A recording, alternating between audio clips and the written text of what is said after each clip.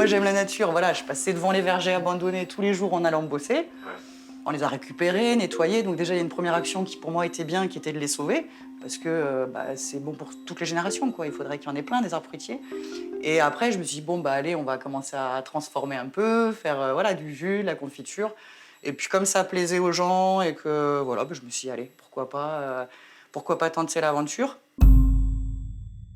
Je fais que de la taille douce, zéro traitement. Et l'arbre, il fait comme il a envie. Et j'ai pas d'arrosage non plus. Donc, sauf sur les plantations de jeunes arbres, vraiment, où là, je vais chercher de l'eau dans la rivière avec une tonne et on va arroser à la main pour les débuts. Après, moi, l'idée, c'est que les arbres, ils se débrouillent. Voilà, j'ai pas envie de les... qu'ils soient, je sais pas, sous perf, quoi, en fait.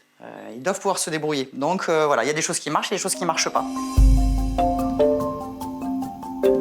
Les arbres, ils sont beaucoup plus cool, tu vois. Je peux leur parler toute la journée, ils me répondent pas, ils me contredisent pas, ils se sauvent pas.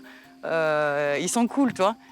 Mais écoute, voilà, ça fait 4 ans que t'as pas de prunes, t'as pas de prunes. C'est pas grave, tu t'adaptes. Là, j'aurai moins de cerises, c'est pas grave, je m'adapte. Il se met à faire des orages pendant une semaine. Tant pis, quoi. Je peux rien faire, c'est la nature. Donc ça t'apprend, calme. C'est là que je vais confectionner toutes les confitures, les sirops. Généralement, je vais faire mes ramasses dans les vergers. Je vais avoir un premier passage ici où je vais les préparer, les parer en fait. Comme je suis toute seule, je ne peux pas tout faire en même temps, donc généralement, je vais préparer, je vais mettre en seau et congeler. Et après, sur toute l'année, je peux ressortir mes fruits au fur et à mesure pour faire mes transfos. Là, je calculais, ce matin, je suis à 4 kg à l'heure de ramassage. Quand les gens ils viennent me voir, je peux, en fonction de mon numéro de lot, je peux te dire de quel arbre ça vient, quoi. En fait, c'est vraiment ça. Alors, ce qui peut être compliqué parfois aussi, c'est que par exemple, notre jus de pomme, il va jamais avoir le même goût. Parce qu'on mélange toujours, ça dépend, des arbres qui vont donner plus, moins. Alors nous, on essaye de mélanger, mais ce sera jamais le même. Ici, il n'y a pas grand-chose de différent avec une cuisine, si ce n'est que t'es dans l'inox partout, que mes gamelles, elles sont un peu plus grosses que celles qu'on aurait à la maison.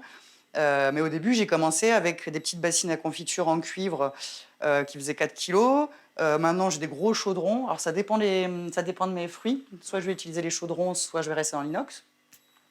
Et ensuite, je vais avoir que quelques petits outils un peu sympas comme ça. Ça, c'est un outil qui me permet... Moi, je fais de la crème de marron, j'ai des petits fruits qui vont me permettre de les épépiner. Je suis dans des petits restaurants sympas du coin. J'ai pas envie, on me demande pour aller sur Toulouse et tout ça, non. Je préfère, local, en restant local.